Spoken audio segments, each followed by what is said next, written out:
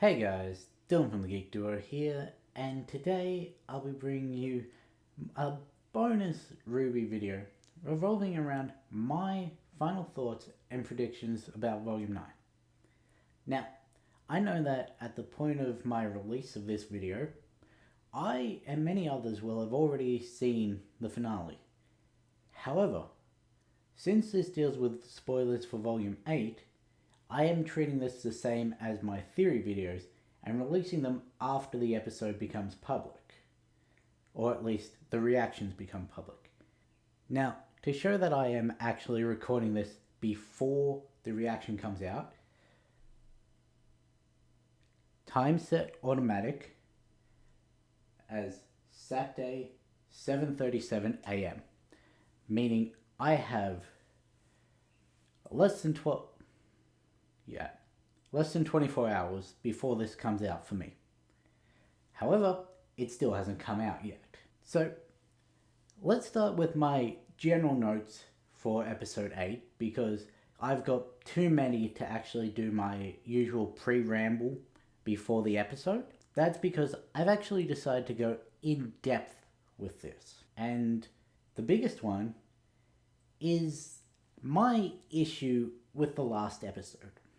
That being the whole acceptance is the key to the tree. Now, as I said, I took this to mean that they needed to accept their grief about what just happened to RWBY. However, there's been people going around talking about how the acceptance they were referring to is actually accepting that you're no longer needed in this role. Because think of it this way, ever since they arrived in the Ever After, Team RWBY and John have always had one goal or another in mind, whether it be finding each other, following the story, convincing Jean they need to leave, protecting the paper pleasers, etc., etc.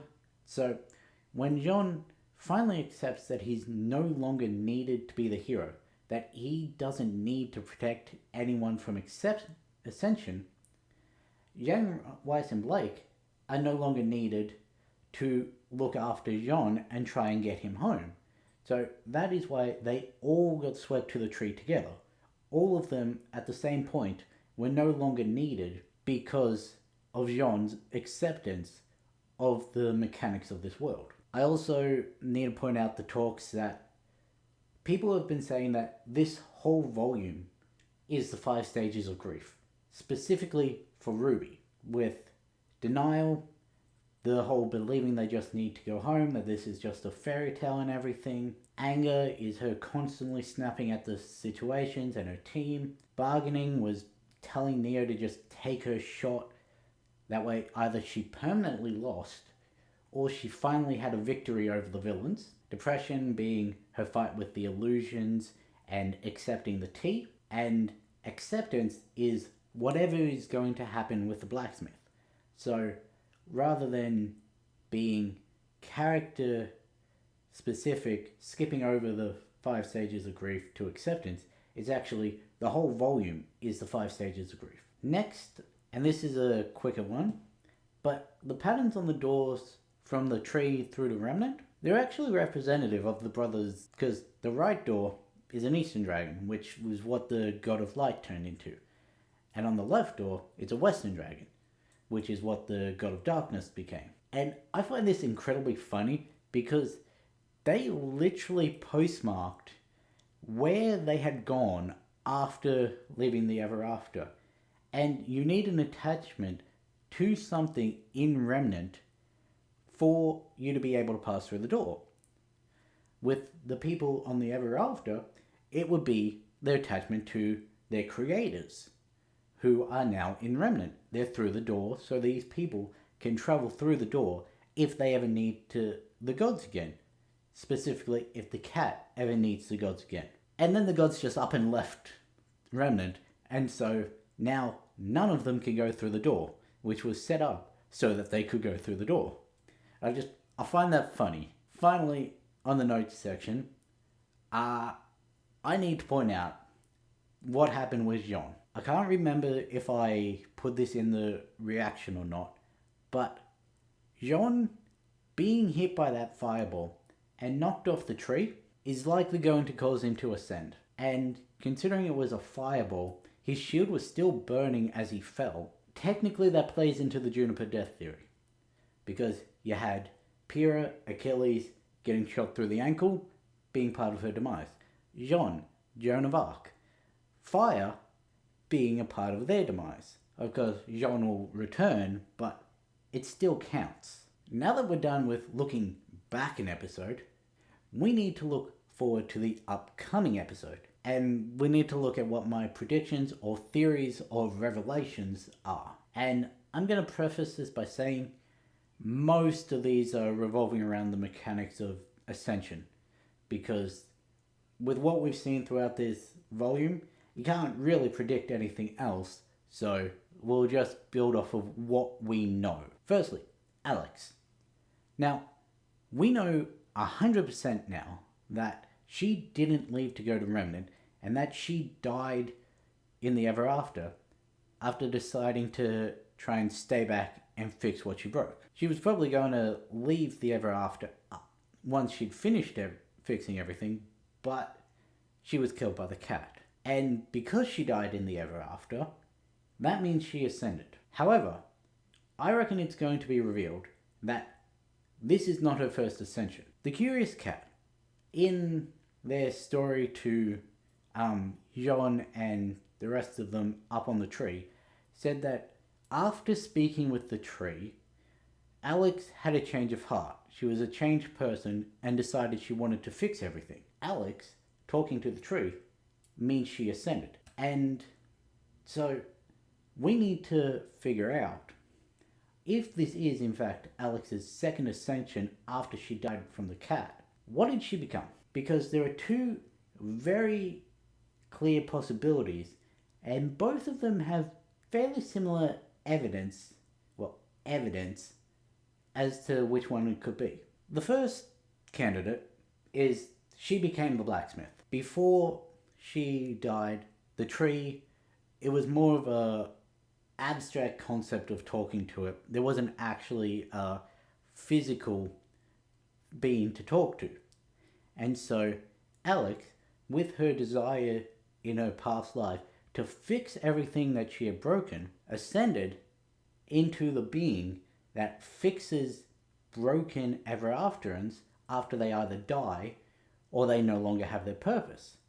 She fixes them so that they fit with the world. While it does fit in with Alex's wish to fix what she broke, it would be a monkey paws situation where she got what she wished for, but the scenario in which she got it is completely different from how she wanted it. The other option is that she ascended to become Juniper, and the main driving piece of evidence to this is Juniper was not mentioned or shown during either of the retellings of Alex's adventures in the Ever After. So yes, they could have just omitted that detail like Lewis did with many Ever After details, them not appearing, plus the fact that the cat specifically mentions Alex's desire to help Jeanne, plus the fact that Jeanne says Juniper brought him to the Paper Pleasers after he had been poisoned, with no mention prior to that. Alex may have gotten her wish to help Jeanne and has been helping him ever since. Plus, Juniper is at the tree. And if my understanding of acceptance is the same, that means Juniper is also no longer needed because they've no longer got a need to protect Jeanne. Moving away from Alex now into, let's be honest, this is me being delusional. This is not going to be revealed to have happened. But we need to consider the chance that Little is what became of Penny. Because we know Little is too young to have a purpose yet, meaning they're newly respawned. They encounter Ruby near the beach, which is where most people land in the Ever After. They've been shown every time that Penny's sword is in the scene. They have a similar naivete to emotions and the world that Penny regularly showed. It could be revealed. I just don't know how it's going to be revealed.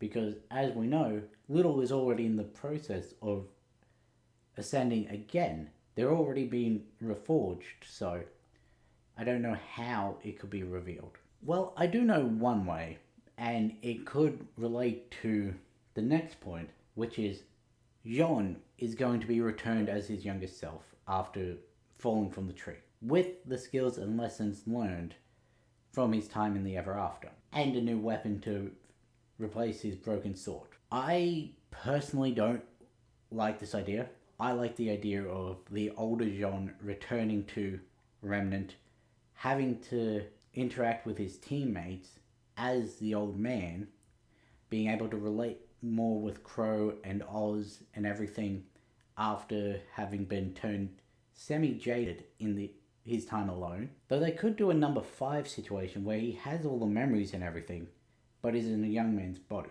And I reckon that the weapon of choice Jean is going to pick is Alex's dagger. Because we know he incorporates things from people who are important to him into his weapon. He got Pyrrha's circlet and infused it into his sword.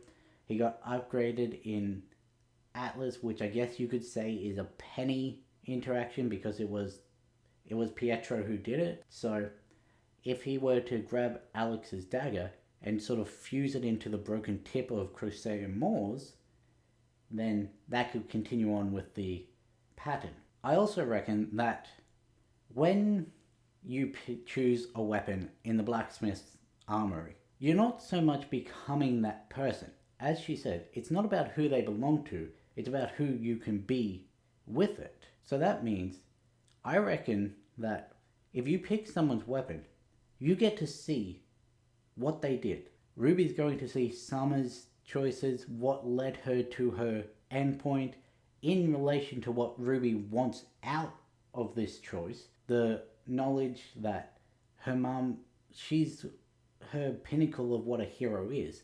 So if she can see that her mum also failed, made choices, was unsure of herself, failed, and yet she was still a hero, then that's going to bolster Ruby's ideas of herself. And yes, I know it's leading more into the whole Ruby is a carbon copy of Summer. Her entire thing is she brings in the personalities and that of her family, and at the core of that is Summer.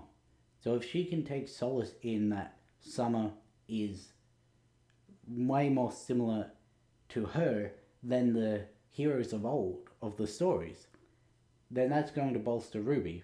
And it's also going to show Jean, when he picks up Alex's dagger, that Alex was turned into Juniper.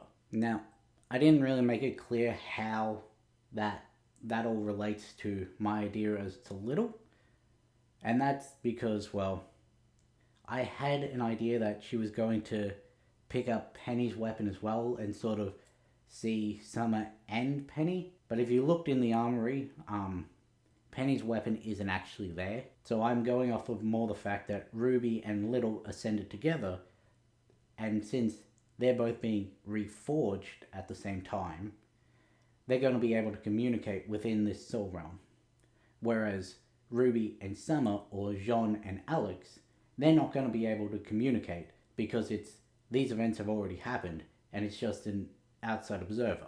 I've already been going for much longer than I thought I was going to because I sort of dove way deeper into that than I did in my script. So I'm going to try and speed run through this because this was the bulkiest point. But I want to put out my understanding of how Ascension works. Specifically, why it seems different for the people of Remnant. Now, I believe that it's going to be revealed that people from Remnant have a mulligan when it comes to Ascension. Basically, they get one chance after dying or accepting the tree or whatever to return into their original body with their memories while also being driven by their new purpose. Like how Alex returned to her body with her memories and was driven to help those she hurt. Ruby is going to be returned to her body with her memories and the drive to be whatever she chooses to be. I have no idea what that's going to be. Jean is going to be returned to his younger body with his memory and skills and his drive to, again, I have no idea. But they get a second chance. And that is why the cat said that when people of Remnant go to the tree, they're not going to ascend like everyone else. I think they were actually being semi-truthful with that, because they saw when Alex ascended at the tree the first time that she was returned as she was. So a person from Remnant goes to the tree, they're not going to ascend. They're not going to lose their memories and everything. Now, there is also the problem with this conflicts with my idea that Penny is little, because if they get a mulligan, why wasn't she returned as Penny? And my answer to that is human being created by magic. You take a human, they die or ascend and whatever, they deal with the blacksmith, they get remade, they're a being of magic. Well, being created by magic. That being created by magic dies, ascends, whatever, gets reforged. A creature from the ever after is a being created by magic. They didn't evolve after the gods destroyed their world. They're still as they were. So they get taken, reforged, made something new. Penny, the way we know her, as she was killed in Volume 8, was created by Ambrosius, using his magic in the loophole. And so, being of magic, dies, her body falls into the ever after, gets reforged into something new. It's basically just a edge case. Technically, she is not the same as the humans, so she is more related to the ever afterans, and they have the same rules apply, whereas humans and them don't. I'm not sure if I'm explaining that well enough, because as I said, I'm trying to rush through this, but human, being of magic, change form. Afteran, already being of magic, change form. Penny's new body, being of magic, change form. That's what I'm going off of as my explanation. Moving past the ascension topics, for the most part, and I've just got some quick fire predictions for what's going to be shown in this final episode. As I said, RWBY, seeing Summer's choices, how she is related more to her than the heroes that she envisions, and is going to be able to have a conversation with Penny's soul, assuming that Penny is little. And she's going to use this to become a more sure version of herself, distancing herself from being a carbon copy of her mother, despite being revealed to her that she is more like her mother than she thought. And she's also going to be relieved of her guilt over failing Penny again. Jean is going to see how Alex was reborn into Juniper, how she has been trying to make amends and help him fix everything since her ascension, and then he's going to take her dagger and have the blacksmith fuse it with Crochet Moore's, creating a whole sword again, but with another aspect he's taken from someone. Someone is going to finally tell the cat that the gods aren't on Remnant anymore, so even if they did make it through the doors, they are not going to be able to meet their creators. Like, I'm not sure whether that specific part from The Lost Fable was relayed to them. However, they seem to think that their creator, the beings that made this world, that moved on to create Remnant, are still on Remnant. Neo is going to learn 100% that RWBY is not responsible for Roman's death. To be honest, I wouldn't put it past her to already know, but has been ignoring it for the sake of being able to get revenge on at least something, because she's not going to be able to get revenge on the Griffin. It's probably long dead. She's not going to be able to get revenge on Salem for controlling it, because no one can. So he died fighting RWBY. She can kill RWBY.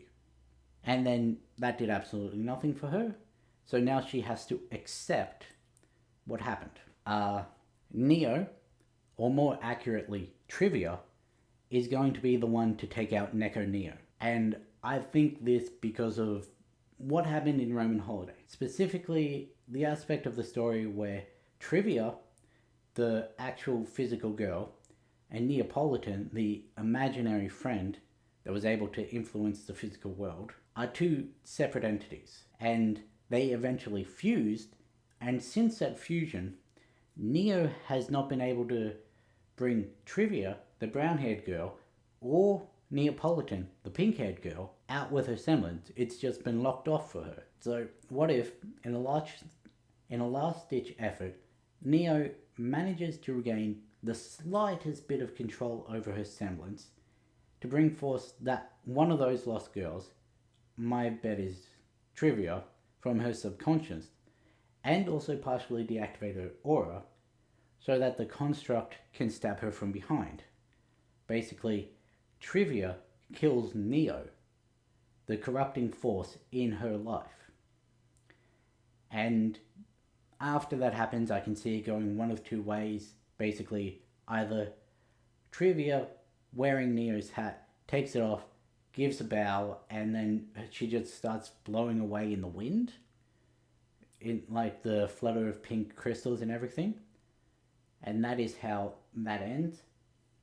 Or this will be the second time that Neo's semblance has permanently affected the physical world. The first being her change in appearance after the merger. This will either cause the cat to eject themselves from Neo's body in an attempt to save themselves from death, only to be eaten by the Jabberwocker, meaning that's the end of the cat. Or they'll die within Neo's body and be forced to be reset. There's going to be a teaser about Neo's fate after her death, where after everyone leaves through the doorway, and it pans over to show that in that time, a Neo statue has risen from the tree in the process of being remade. Because everything that dies in the Ever After gets remade, and this will leave Neo's fate. Like, she's not permanently dead, but she could return, she could stay in the Ever After, it's just left open. And now, on to the post-credit scene, which is very obviously going to be Team RWBY's arrival back in Remnant. And they're probably arriving at Vacuo. It's either at the exact point after the portal closed, like how no time passed for Alex when she was in Wonderland. No time will have passed for them in the Ever After. They're going to pop up on the outskirts of Shade Academy, and time will have passed at the same rate as what they experienced. So they'll pop up. It'll have been a couple days for the people on Remnant, or, and this is the final one, and the one that I would choose to do if it was me writing this, which is they pop up on the outskirts of a settlement, whether it be like a camp or the town or whatever, and they're instantly swarmed and surrounded by armed guards, before a voice calls from off screen saying, "Ruby Rose, I see you still have your silver eyes." And out walks an adult Oscar from behind the guards. That's the way that I would do it. Just like, and that's the stinger for the next volume. Are we going to see what happened to them while everyone was out? Just sort of a season without the main characters? Are we going to get a split timeline thing where we're seeing what happened, but we're also seeing Team RWBY's thing? I personally would do the time skip. However, for the sake of convenience, I reckon they're just going to be either no time has passed or the same amount of time has passed. And that's all I have for this video. I did go off script several times, which I've started doing more. It actually leads for a more personalized video. However, my brain likes to go on and on and on and on, and then we get videos that are almost 40 minutes in raw footage. So anyway, I am going to be doing a video after my reaction for the final episode comes live. It'll actually probably be a week after that because of exams and final assignments and everything, of me going back and looking at all my predictions to see what I got right, what I got wrong, and what was just batshit insane, like I've admitted some of the things in this video are. But with that being said, I'll catch you in the next one.